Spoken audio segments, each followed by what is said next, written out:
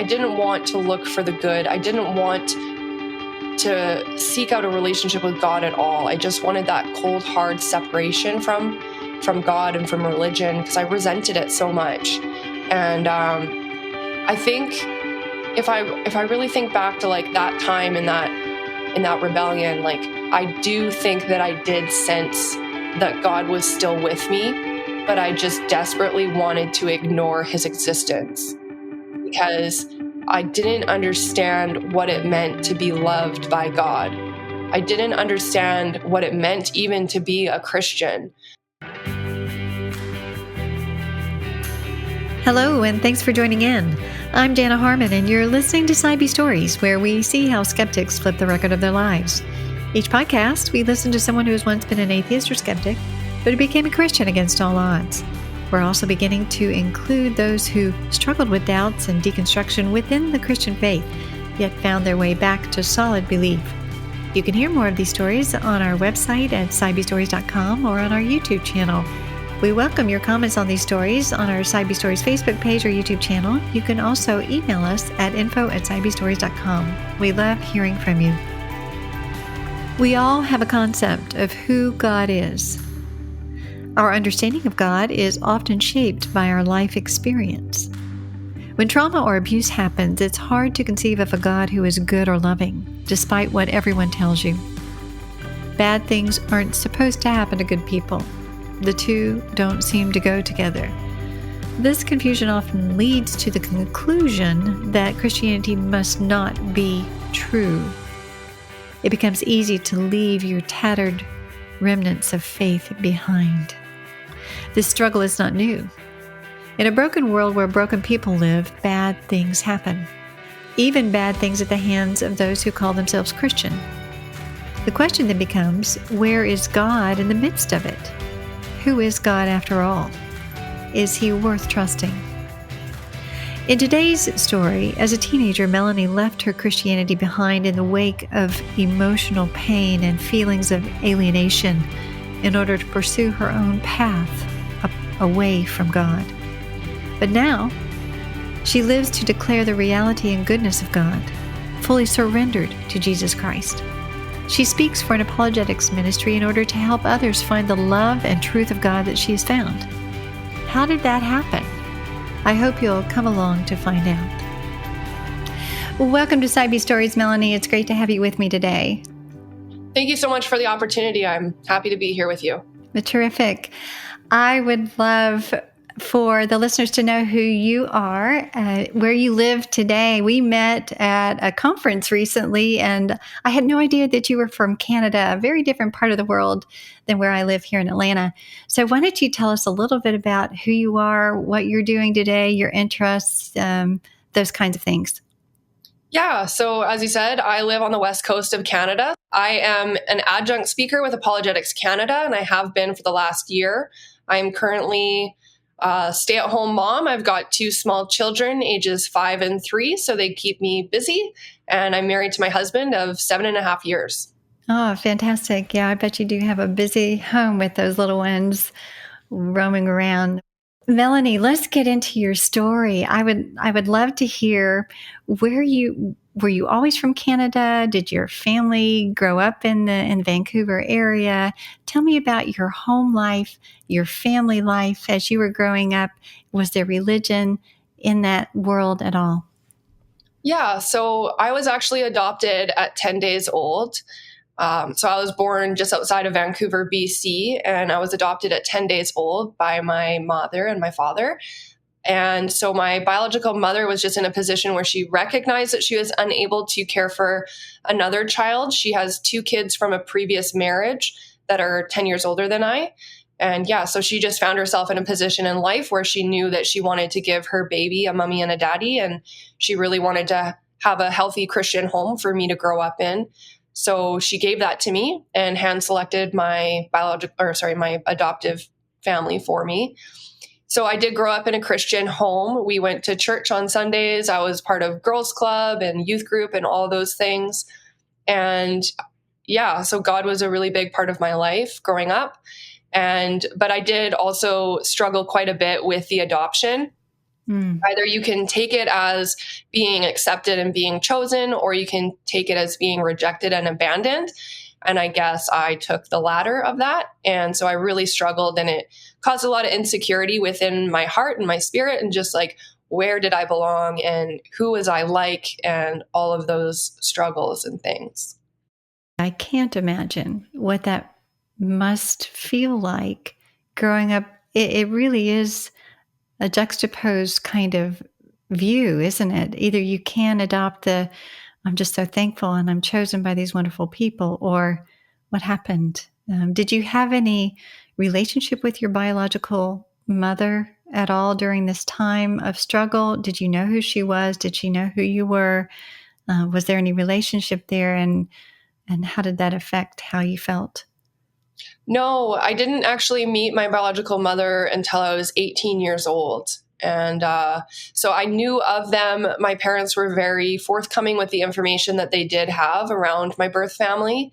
And so I knew like of who they were. I knew their names and all those things. And I knew about the circumstances of where I was born, and that my biological father was very toxic towards my mother and all of those things.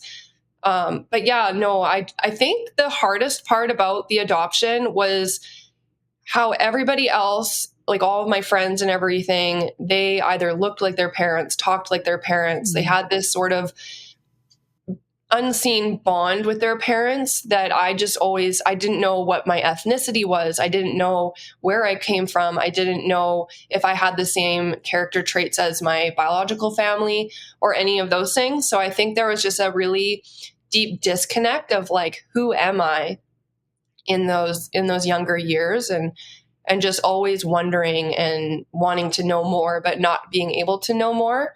And then when I was 18 and I met my biological mother, it's just kind of at a position in my life where it was too much, too fast.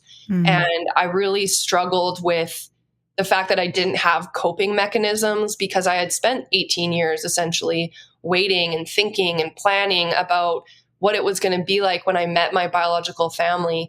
And then all of a sudden I'm there and it's happening. And it was just an overload to my system in so many different ways. Again, I can't imagine what a joy, but yet I would imagine overwhelming at the same time, because there's a whole nother reality that enters your life. And especially as related to, as you talk about, when we're trying to consider who we are, what is our place? Where do we come from? Who are our people? And that sense of belonging and acceptance, and just trying to figure all of that out.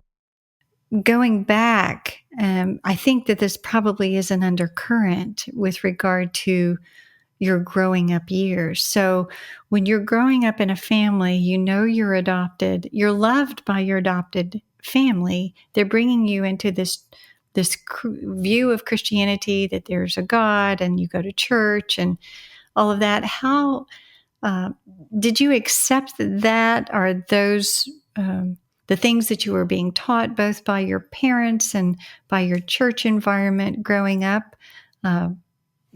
Did you feel a sense of belonging there? I think in the very early years I did. And I think that I did have a relationship with God. But I really started to struggle as a teenager. Part of my childhood also has sexual trauma within it. So my parents were hoping to adopt another child. In this case, it was a foster boy. And so they brought him into our home, and well-intentioned and everything. But things happened there where I did end up getting molested by this boy. And it went on for a number of years. So then when I look back and I think about those very vulnerable years of my life, how I struggled with the identity of my adoption, and then I'm struggling with the identity of what's being done to my body. And, I grew up in a time of purity culture where sex was bad and save yourself for marriage. So there was kind of like in those teen years, I mean, we all know that those years can be so difficult. And for me at that time, it was just everything that I had learned about God and everything I'd learned about his love and his compassion and his care for me really just kind of was nails on the chalkboard for my spirit, because I felt like I was damaged goods. And every time somebody tried to speak like the language of love of Christianity to me, it felt like I was just pushed further and further away from that ideal Christian persona, essentially. And so, yeah, I ended up, as a teenager, there were like situations within my friend group and everything where I felt a lot of judgment. I felt I was kind of bullied and stuff by some girls in my class and all those things, and kind of made a fool of, right? And then so with growing up and being at a Christian school when this is taking place, I have these open wounds of my identity with adoption and the abuse that's going on, and just like the struggling of life in general. And then I'm coming to a school where people are making fun of me and, gaslighting me and all those things. So I just kind of painted God with that brush. And the way that I internalized his character at that point in my life was that he was just an angry guy in the sky with a lightning bolt waiting for me to screw up so he could smite me. Like, I just felt like I was just a game and I was just always going to lose the game. And so I chose to walk away from religion and all of the things while I was a teenager, because I felt like I would never be able to measure up to whatever standard it was that Christians and God had for me, and just struggling with the hypocrisy and the condemnation and the judgment that I felt from other Christians. It was just not worth it to me. Like, I would have rathered run away and just been completely free of this whole God concept so that I could just be broken by myself, because everything in the Christian culture was making me feel like I would never make it. Wow. There's a lot there. Yeah. And I can completely understand why you wanted to push back from Christian culture, from all of these concepts of God that were presented to you but not lived out in any stretch of the imagination, that you were rejected and bullied and felt condemned. And then this, what was going on at home, that you never could live up to anyone's standards. And that what a burden. And what devastation, really, to try to be living in this place where Christianity is supposed to make sense. And like you say, being this loving God, but these people who represent God, Christian friends even, not accepting you, not loving you. And then what was happening at home, just unspeakable. Mm-hmm. So you decided as a teenager that this was not anything for you, that Christianity was not anything for you. God is not worth believing in, I presume. Like you say, he was kind of a vindictive bully along with those who were bullying you in the Christian school. I would leave that behind too, I think. It's just not, who would want that? So were you required to continue to go to church and go to Christian school, although you were internally rejecting that? Yeah. So I think that my whole separation from relationship with God really started at age 16. And so obviously I was still living with my parents at that time, and the house rules were, as long as you're under our roof, you're going to church. So I did continue to go to church with them, but it was just, I'm showing up, I'm here, I'm doing what I have to do. And then when I leave, like, I started to get into the party scene. I found friends that, allowed me to not feel like garbage, really. Like, so people that maybe were just more carefree, weren't worried about anything. They came from different family life. They just, a place where I felt like I could land and just kind of exist in my chaos without feeling the judgment. And so I ended up actually friend hopping quite a bit as well. I look back now and I think that was just a way of trying to protect myself, because I felt very vulnerable and I tried to play it off like I was tough and that I had it all figured out. But at the core, I was just a lost and broken little girl. And so I would hop from friend group to friend group so that people wouldn't be able to figure me out, wouldn't be able to see what I didn't know they might be able to see. I just felt like I had to protect myself and continue to build up walls and continue to move around so that people wouldn't get to know the real me, because I had no clue what people would find. That's a tough road, isn't it? And I'm just want to say I'm sorry what happened to you growing up. That's just so difficult. And I can see where you would find freedom away from the constraints of this religion that you had rejected, but yet it sounds as if you were still a little bit lost, still a little bit searching, maybe more accepted in some ways. I mean, we all want to belong. We want to feel accepted, but struggling to figure out who you were and exactly where you did belong. How long were you in this period of just kind of trying to find your way through the chaos and the hurt? So I came to the rock bottom of my life when I was 21. And, when I look back to that rebellion time of my life, I can see how God was still working in my life, and his hand was still over me, and his hand was protecting me, even though I had told him, I'm done. I want nothing to do with you anymore. And I thought I had removed myself from him entirely, but he is so gracious and so filled with love and compassion for his children. And I can look back now and I can see how he protected me from a lot of different situations that could have gone really, really bad. And I can say that my mentality prior to coming back into relationship with God was very much the victim mentality. And I would use the things that had happened to me and the trauma, and I would blame people, and I would just play the victim. And I always felt sorry for myself. And it was that in itself is a bondage that I wish upon nobody, because there is no hope. There is no purpose. There is no release and freedom and peace within that type of a lifestyle and that mentality. But I can see how God is so faithful in the midst of our own rebellion. So at 21, I came to the bottom. I came to the bottom of my barrel. And, for me, like I said, I had been in the party lifestyle. So I was drinking with friends, and I had tried to quit on a few different occasions. But then my friends, the people that I was hanging out with, they would say things like, oh, that's not the Mel we know and love. Come on, just have one.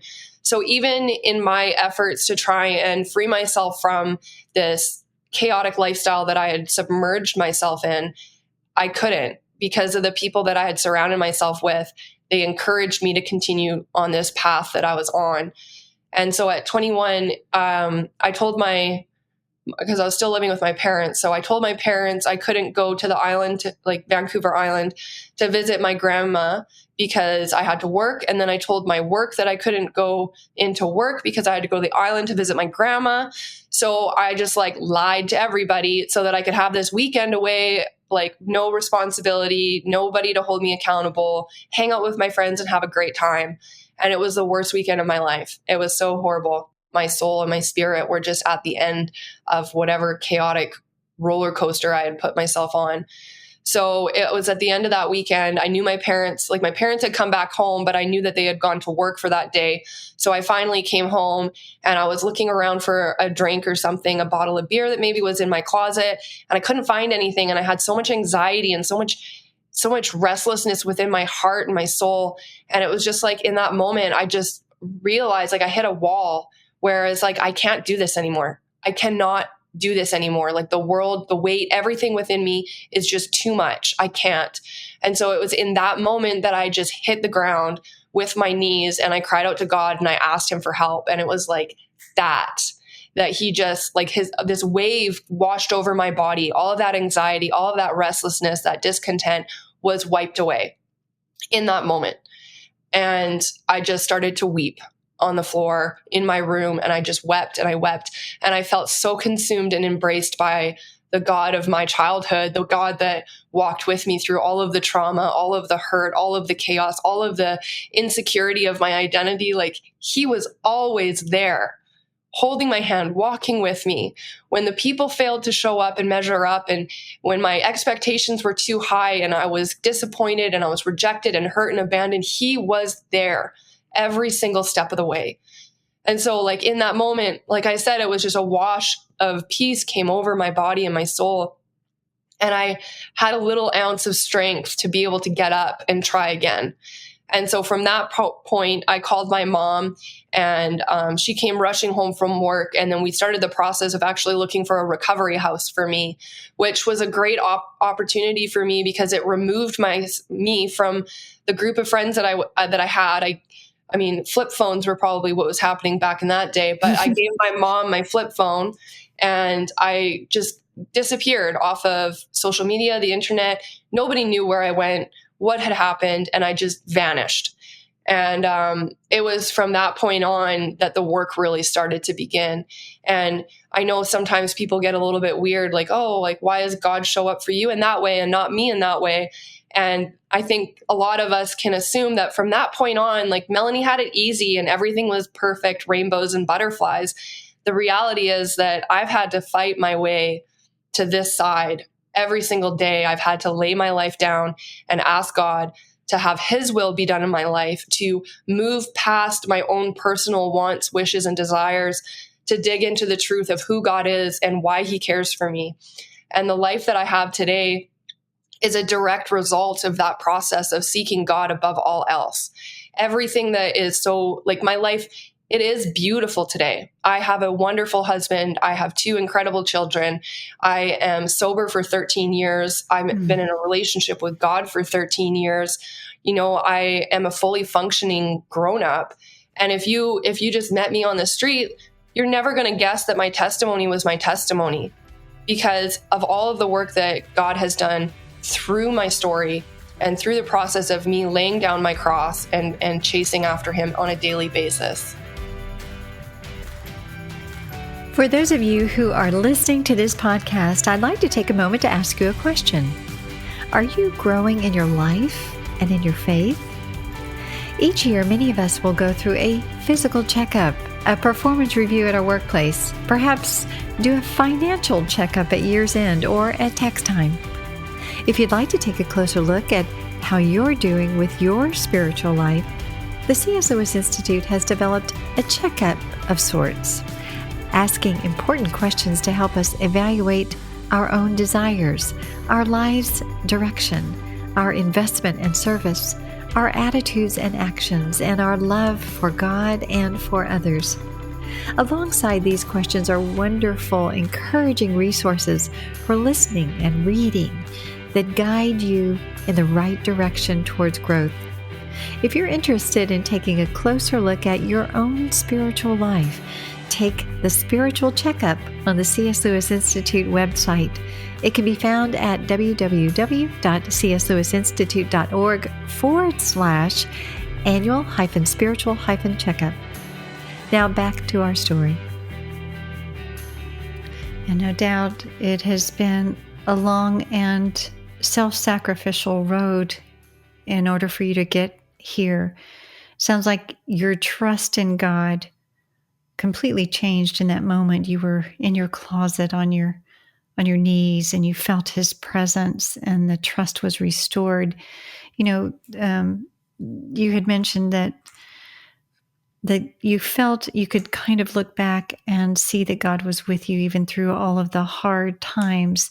But yet, while you were experiencing, you know, your lostness, or I guess your rebellion, as you phrased it, there was a sense there where you felt alone. You were pursuing life on your own, in your own way, finding chaos, but yet you can look back retrospectively and say, he was with me. There's a real, again, juxtaposition there of the feeling of aloneness during the time itself versus looking back and saying, oh no, he was always with me. Mm. So I can imagine someone listening in and going, well, why didn't you see it? Why didn't you feel it, you know, when you were experiencing the hard things? Was he really with you? How do you know he was with you? What brings you to that resolution that he was actually with you the whole time? Yeah, I think that during my rebellion, I didn't want to see. I didn't want to look for the good. I didn't want to seek out a relationship with God at all. I just wanted that cold, hard separation from God and from religion, because I resented it so much. And I think if I really think back to like that time in that rebellion, like I do think that I did sense that God was still with me, but I just desperately wanted to ignore his existence because I didn't understand what it meant to be loved by God. I didn't understand what it meant even to be a Christian. I didn't understand what it meant to share the gospel with people. None of these things made sense to me. Christianity did not make sense to me. It was like that. Like I just got fed the cookie cutter Christianity as a child. And like, I'm not saying my parents and the church did such a horrible thing. What I'm saying is that at some point we need to move away from the milk and move into the real solid food of our faith. And for me, that wasn't possible until I removed myself from it, walked away in my rebellion, and saw that, no, my parents weren't just trying to control me. They were trying to protect me from a life of chaos. And, you know, when they said don't have sex before marriage, it was an effort to try and protect me, like emotionally and spiritually, as a child of God, that I would honor my body and honor my husband with my body.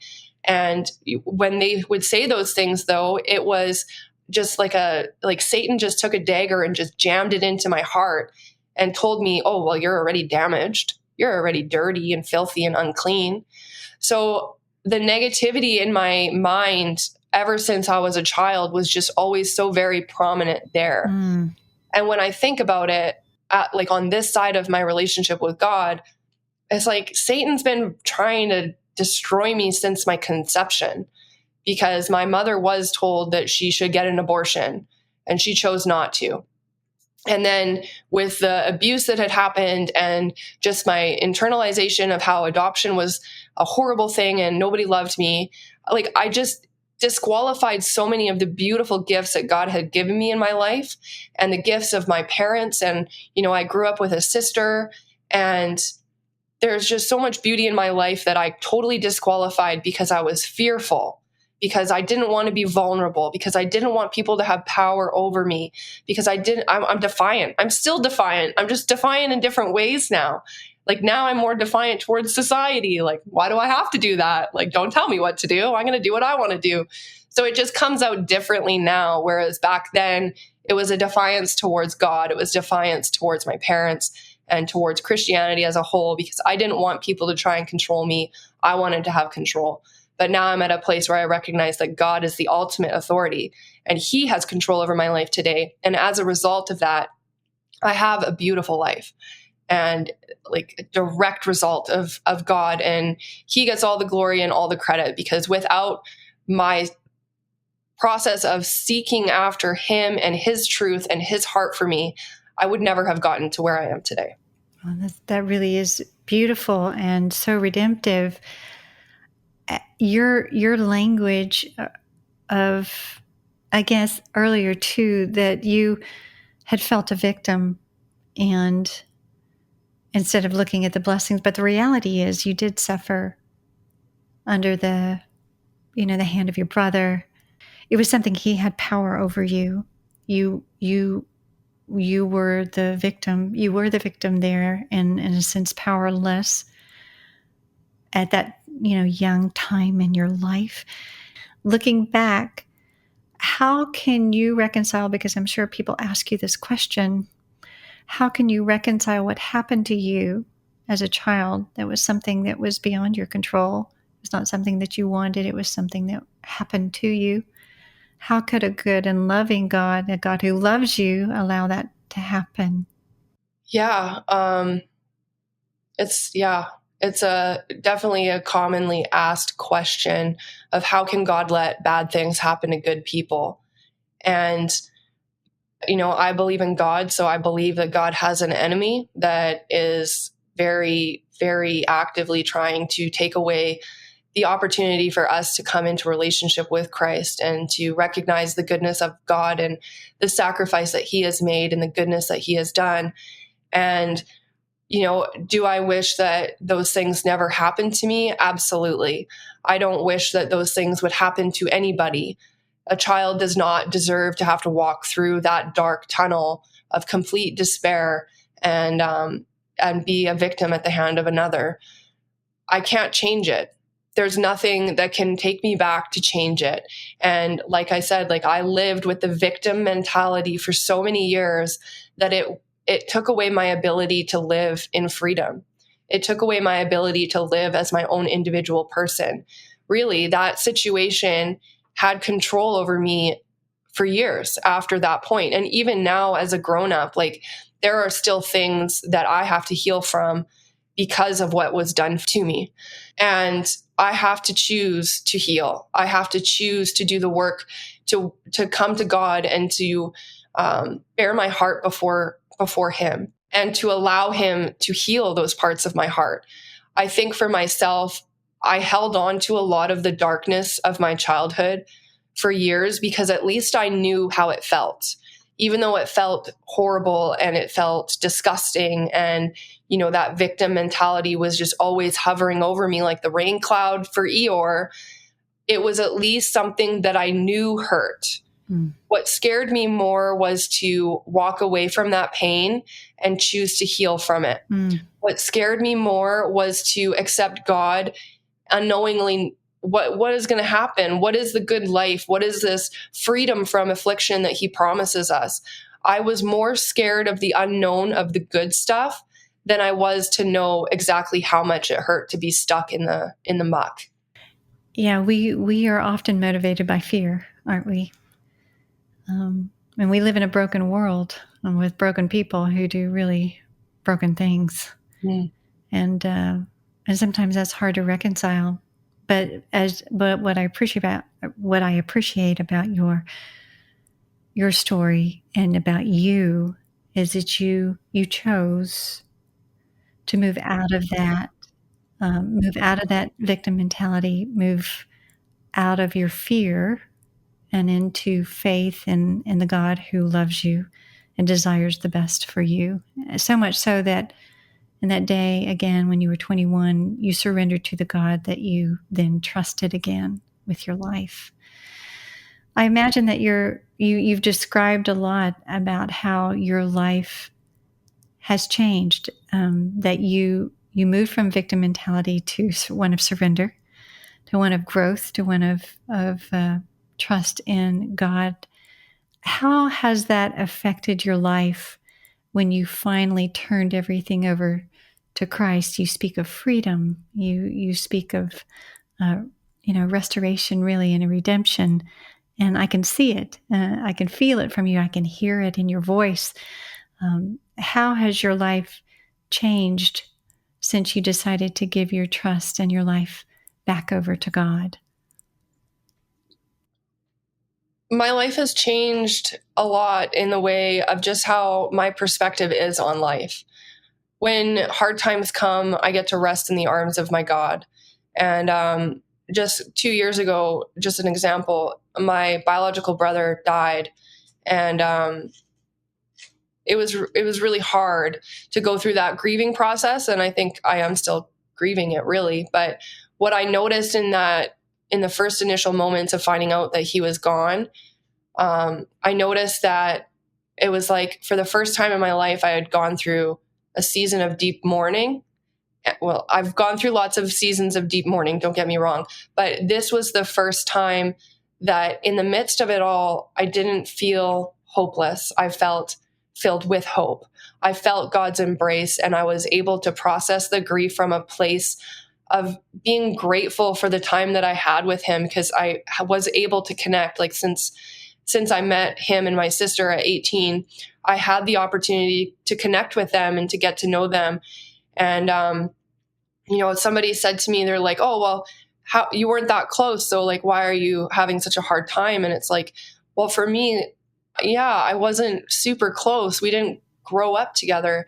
We didn't grow up play fighting. I didn't know what his favorite food was or his favorite color was. There's so much from my identity of adoption that I've missed out on.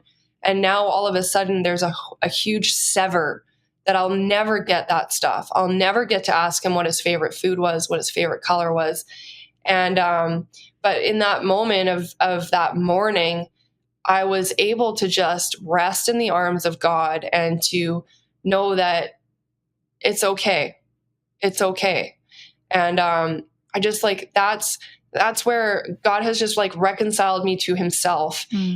Even though I have that life behind me of like the struggle and the hardship and everything.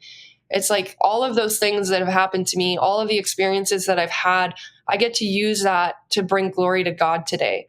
And that's all I really care about, is to be able to share my testimony and share what God has done in my life. Because what I didn't know prior to coming back to Christ and going through the work that I've done over the last 13 years of getting to know him, establishing that relationship and healing from my own stuff, is that people are like icebergs. And I don't mean in the sense that they're cold and aloof. I mean that we only see the surface of what's going on in people's lives. We can't dig down underneath the water and really see what's going on. And so that's where my heart is at today. I get to remain calm in the embrace of my God and recognize that there's things happening in this world that I don't know about. And, also just about reconciling to like my past trauma. There's like nobody wants to talk about it, but there is still trauma that is happening. I feel like we live in a time in our society where we're like, I'm a victim. Like I was hurt when I was a child. Like my parents failed me. So I'm not trying to disqualify people's experience and everything. But the reality is, if we want to break generational curses, then we have to do the work to heal from our own trauma and not pass it on to the kids. But we also can't disqualify the fact that there are children today that are experiencing trauma. And what are we doing to help them? Even as a grown-up, like I've tried to share with family members some of the things that happened to me as a child, and they cannot stomach it. They cannot carry the burden and the weight. And that's okay. Like I don't need to go throwing my trauma at people and making them feel bad about the things that they had no control over saving me from. But at the same time, like I want to be at a place where I can come, that I can be steadfast and deeply rooted in Christ, that I can come alongside people that are in the thick of it, and I can show them the love and the grace that God has given me so freely. And like that's where my ministry that I've just started is coming from. Yeah, that's from a very authentic and beautiful place. You were adopted as a child. We are all adopted into the family of Christ or family of God. So you have a very unique perspective that you can understand that you have been grafted into the family of God through Jesus. That it sounds like you've turned, like you say, from victimhood to appreciating being a part of the family of God. And you had mentioned earlier that you had trouble finding your identity, settling that, and I wondered if you could speak for a moment, like you say, there's freedom when you take the view of victimhood and you bury it and you leave it behind and you identify, you find your identity in something bigger and greater than what happened to you, and the person of Christ. How would you perceive your identity in Christ now? My identity today is in Christ alone. And I love it because Christ is the same yesterday, today, and every day after.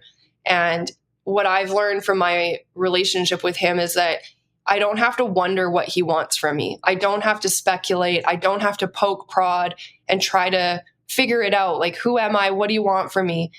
It's like he doesn't change.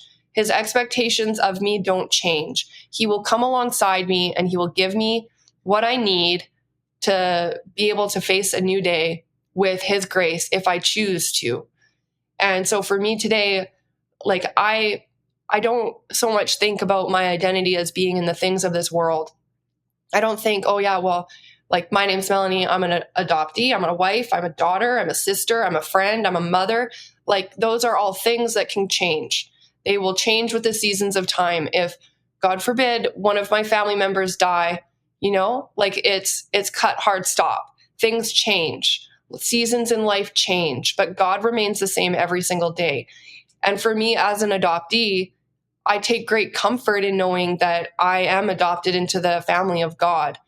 And, like, I don't know what my heritage is. I don't know what land I come from, really. I've taken the DNA tests and they've conflicted.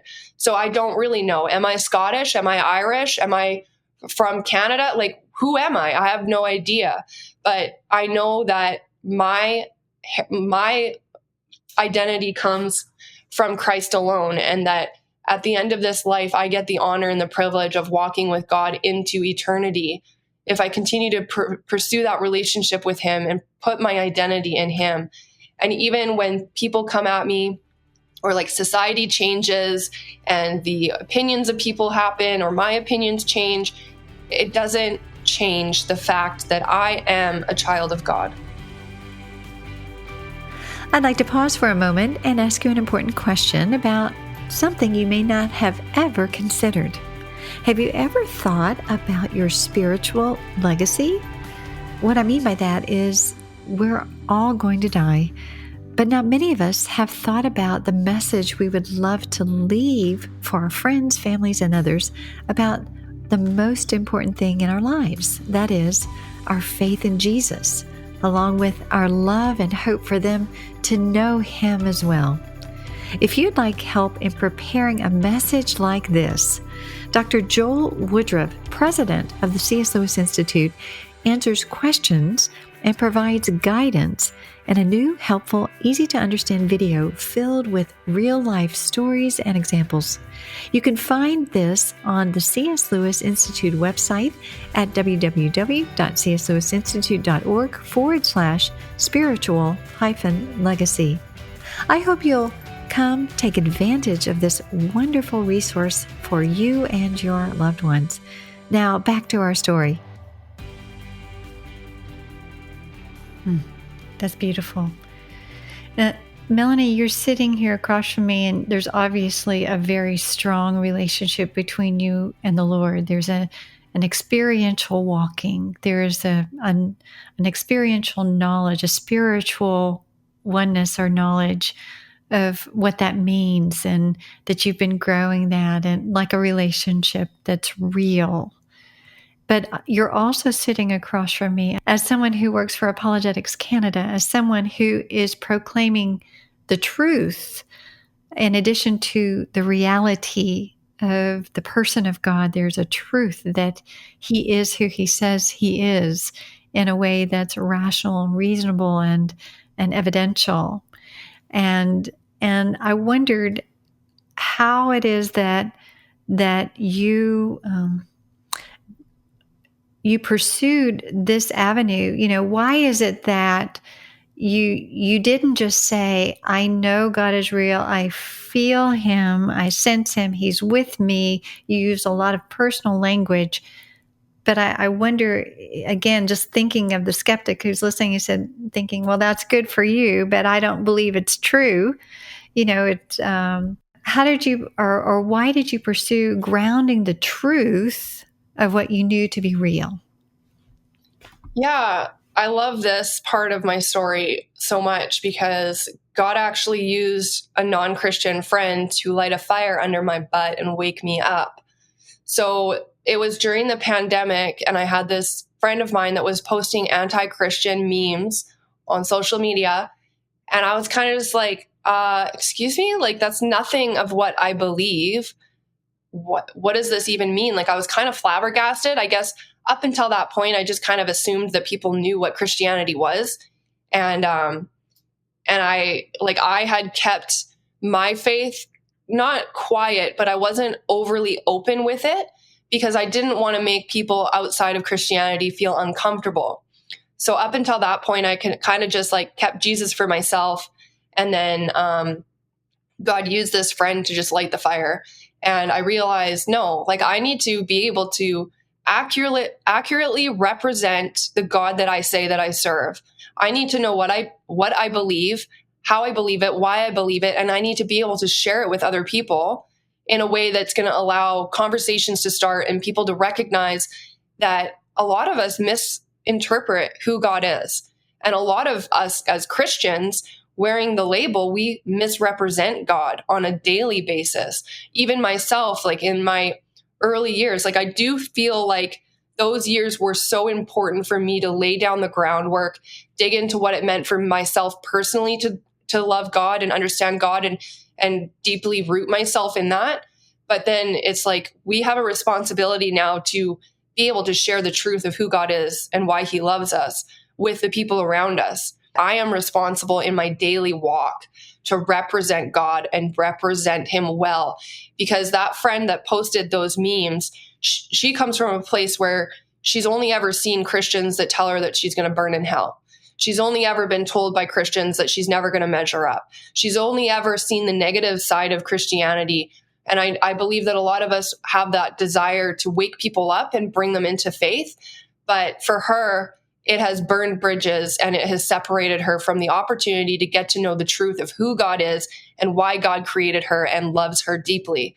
So God used that. And so now, like, that's the pivotal moment of my recognition for how important it is that I understand theology, that I understand apologetics, and that I learn how to be able to articulate it in a way that, for me, it's important to articulate it in a way where regular everyday people can digest and understand and get to know, oh, okay, like you don't have to be a scholar in order to understand who God is. You don't have to get all of those letters behind or in front of your name in order to really understand who God is. Like, I think a majority of houses within North America have a Bible within the house, even if it's a non-practicing family.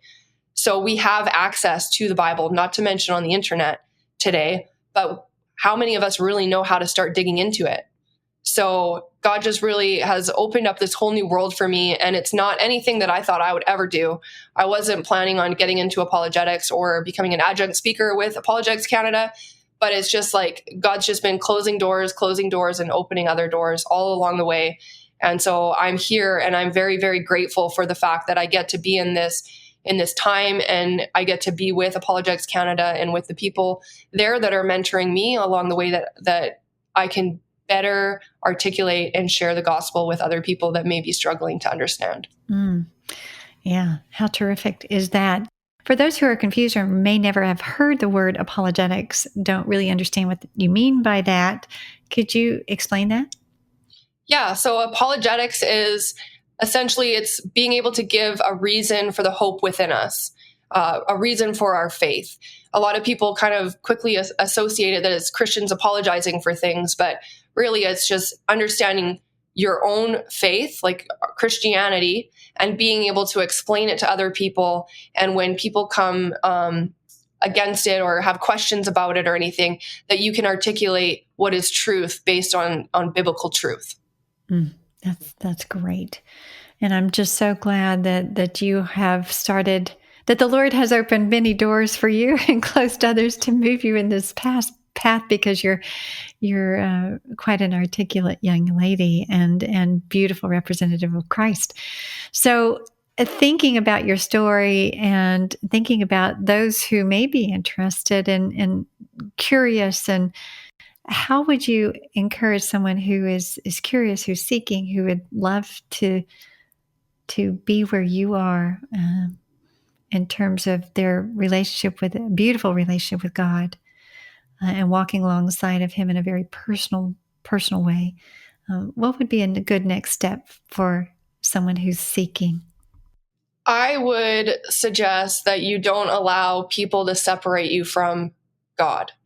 And what I mean by that is, like, for me, I allowed people's expectations or the things that people would say or the things that people would do to create a separation from me and my relationship with God. You are invited into a relationship with God. If you give him the space to show up as he wants to, he is not a genie. He's not here to grant us our wishes and do what we want.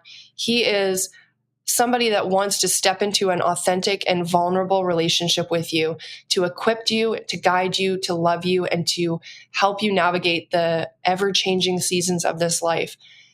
Step into that. It is an invitation for you, specifically for you, regardless of what your past is, regardless of what you've been through. You are invited into relationship with Christ. Yeah, I love that invitation. And there's a couple of questions here that I want to ask you with regard to Christians and their engagement with those who don't believe. While you were struggling and on your path away from God and during those rebellious years, were there any Christians that, like perhaps even your adoptive parents, who maintained a sense of love and grace and generosity toward you, who were stable and persevering or praying during that time of lostness? Or did you described certainly those who were hypocritical and bullying and really terrible and representing Christ poorly. Were there any Christians during that time that actually did better than that? Yeah, I call my mom my prayer warrior because she stayed true to praying for me. And, she really pressed into God during that time of my struggling and my rebellion and everything. And I believe that she called on a lot of her friends and her church family to also come alongside and pray for me during that time. I have some extended family members that were very good at representing Christ well.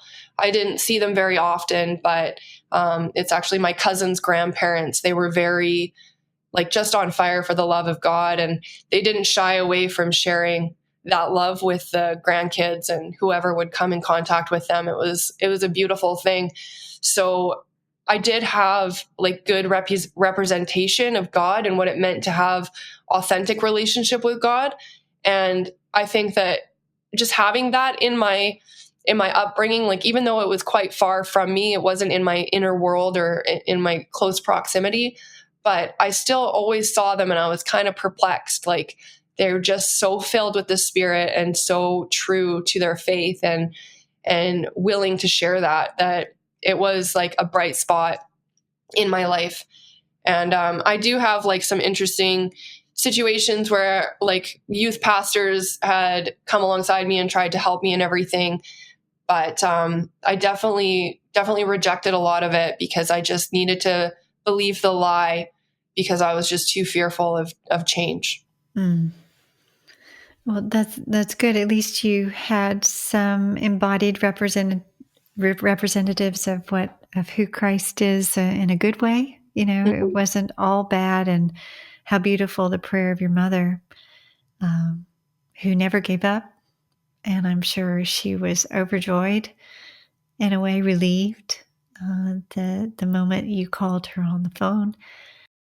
For those of us who are Christians who really want to be an embodied example of Christ to others, who want to reach others well, you have really commissioned us in so many ways, not only to live a surrendered life, I think, ourselves, so that others can see what a surrendered life looks like, but to live in a way that is not a victimhood, not in an embodied hypocritical way, of what Christ wouldn't do to others or treat others in a very poor way that would push people away. You've given really kind of beautiful examples on both sides of what we should or maybe shouldn't do. But do you have a kind of a word for us as Christians on how to best engage people who don't believe, maybe even people who are in active rebellion? I think first and foremost, it's so important that as Christians, we always put our relationship with God first. If I'm not tapping into the waters of the Holy Spirit and filling up on that, then I have nothing to give. And whatever I do give can possibly deter people or cause more harm than good. So for myself, I've recognized that my relationship with God is the first priority in my life, because without that, I don't have anything. And if I think really it comes down to after that, it's our word choice. Are we saying things just because it's the things that were always said, or are we saying things from a place of love?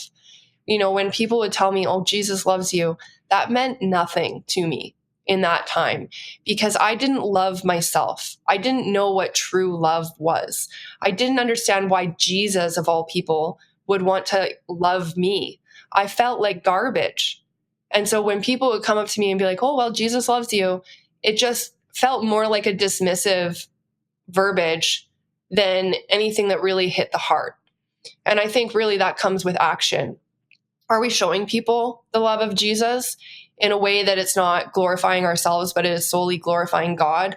Are we giving freely of ourselves to help other people? Are we being the hands and feet of Jesus in the world? And maybe it's going to come in the way of feeding the homeless or serving in your community in some volunteer position. Or maybe it's going to be by writing a blog and encouraging other people. But again, all of those things can so easily become corrupted if we are not doing the first priority, which is seeking our relationship with Christ.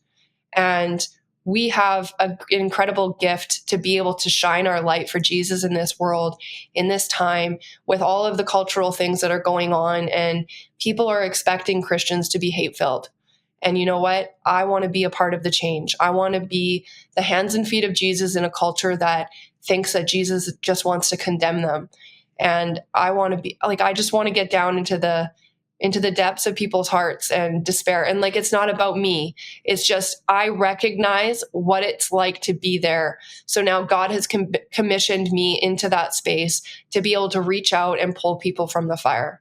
So I hope that more of us can dig into that personal relationship with Christ, that we would set the time aside to spend with him, not because Melanie says so, but because we genuinely want to represent him well. That is just such a simple but very profound truth. I think that all of us need to hear what you're saying. In order to be effective in culture, we have to be first pursuing first things, and that's Christ, in order for Christ to be demonstrated through us. So, wow. What an amazing reminder, what maturity and wisdom for someone who is so seemingly young, but you're so wise and so mature in your faith and so insightful. It reminds me of Paul's letter to Timothy when he said, don't let anyone look down upon you really because of your age. And whoa, what you can bring to those of us who are older, and I just pray that we have ears to hear your whole story. Mm-hmm. So many jewels that come forward in your story, and so many vulnerable places, and so many realities of. It's obvious to me that you've reflected deeply about your story, understanding why you rejected God, because you didn't have a good understanding of who he was because of what was happening to you all around you, but yet you have risen above all of that beauty from ashes and are on the other side and proclaiming a beautiful Christ and a loving God despite it all, who is the author of all truth over and above that. And you're so bold. Thank you so much, Melanie, for coming on, for again, just speaking the truth in love and in deep clarity. I appreciate your voice, your wisdom, and your story. Thank you so much for this opportunity. It was great to meet with you. It is so good to have you. Thanks for tuning into Side Stories to hear Melanie's story. You can find out more about her ministry and social media links in the episode notes. For questions and feedback about this episode, you can contact me through our email at info@sidebestories.com. If you're a skeptic or atheist who would like to connect with a former skeptic with questions, please contact us and we'll get you connected. This podcast is produced through the C.S. Lewis Institute through the help of our wonderful producer, Ashley Decker, audio engineer Mark Rosera, and ministry assistant Lori Burleson. You can also see these podcasts in video form on our YouTube channel through the excellent work of our video editor, Kyle Polk. If you enjoyed it, I hope you'll follow, rate, review, and share this podcast with your friends and social network. In the meantime, I'll be looking forward to seeing you next time, where we'll see how another skeptic flips the record of their life.